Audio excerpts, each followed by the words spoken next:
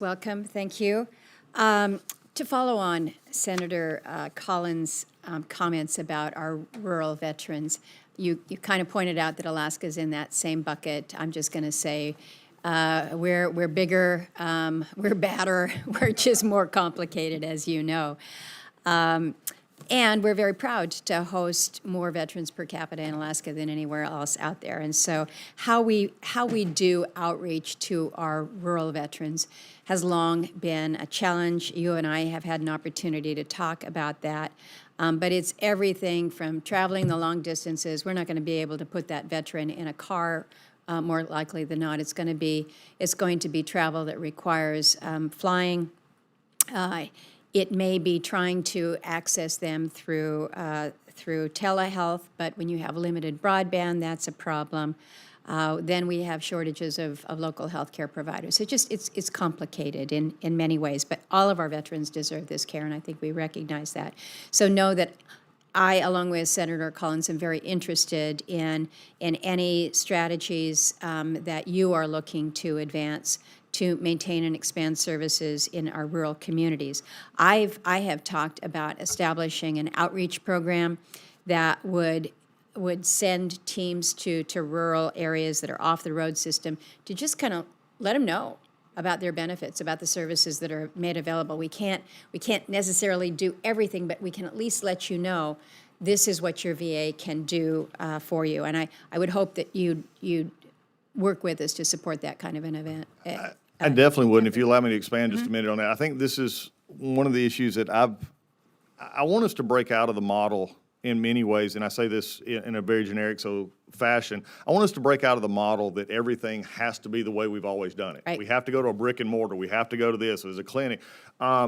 We have one of the things, and it just highlighted recently, we had to close our ambulatory clinic, and this has not a rural issue, but it sort of applies to the issue. We had to close our ambulatory clinic in L.A.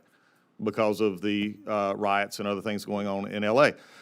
We had interrupted almost 1,800 appointments, and some were telehealth, some we were able to move to others, but for the most part, we had folks who aren't getting care. Very familiar if you were in the middle of a rural state or Alaska or anywhere else, you're not getting. So we were already beginning to see how could we bring in mobile clinics and others, even in that area, in a safe area where our appointments could be kept. So for me, if we have those kind of resources, can we do those in states such as Alaska and others, is instead of always just defaulting to something, as you said, like a telehealth model or a visiting doctor, maybe have regular roundabouts like we have that have our health teams go out with these mobile vehicles that could actually do and provide primary care and others. And of course, they need to go elsewhere. We could do that. I think I'm willing to think outside the box to do that. It could work in a very rural state. It could work in a state like, New York, Georgia, anywhere else. The other thing. It's just, if I can interrupt on that, you've kind of picked my brain.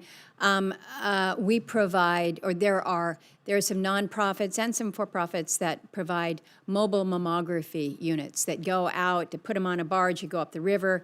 It has provided access to women in rural parts of the state that would never be able to get this kind of screening. You can do that kind of teaming, but you do have to be willing to think outside the box a little bit. And I appreciate that you're looking into that. Let me ask you here about the tribal health side.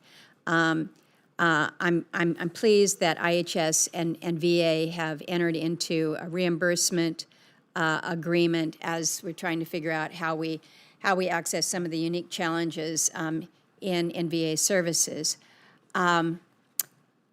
Office of Tribal Government Relations. This is an office that has proven to be important. I would like to know if you think that government relations office will continue. And then the VA Advisory Committee on Tribal and Indian Affairs. This is another VA advisory body. This is under review. Know that the committee really does play a vital role in ensuring that Native voices are represented when VA policies are developed. We think that it's good. It helps to advance culturally competent care, strengthens tribal consultation, and helps the VA fulfill its commitments. So I don't know if you can give me an update on the current status of this committee and whether its work will continue uninterrupted, and then if you can share with me whether or not you think the Office of Tribal Government Relations will continue. Yes, that's an yes to both.